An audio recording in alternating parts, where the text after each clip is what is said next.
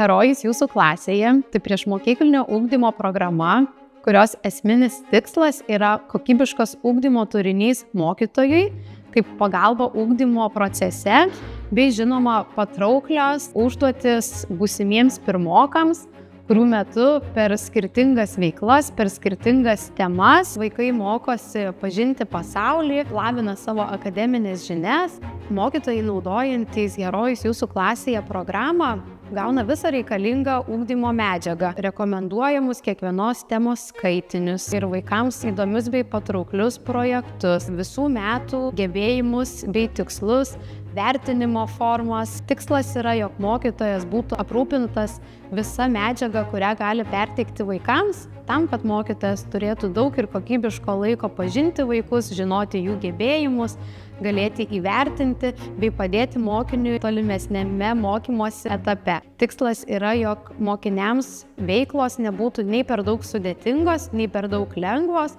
dėl to didžioji dalis programos užduočių, kurios skirtos mokytis rašyti, skaityti bei skaičiuoti, yra išskaidomos pagal skirtingus vaikų gebėjimų lygius, kad kiekvienas mokinys veikloje galėtų patirti ir šiek tiek iššūkio, tačiau visada ir sėkmės jausmo. Mokytojai naudojantys Herojus jūsų klasėje programą turi galimybę nuolatos konsultuotis su programos kūrėjais, tikslintis veiklas ir užduotis, teikti savo pasiūlymus, taip pat bendradarbiauti su kitais mokytojais naudojančiais programą, bei žinoma susitikti skirtinguose seminaruose ar konferencijose ir mokytis būti pačiais geriausiais mokytojais, kokiais jie tik gali būti.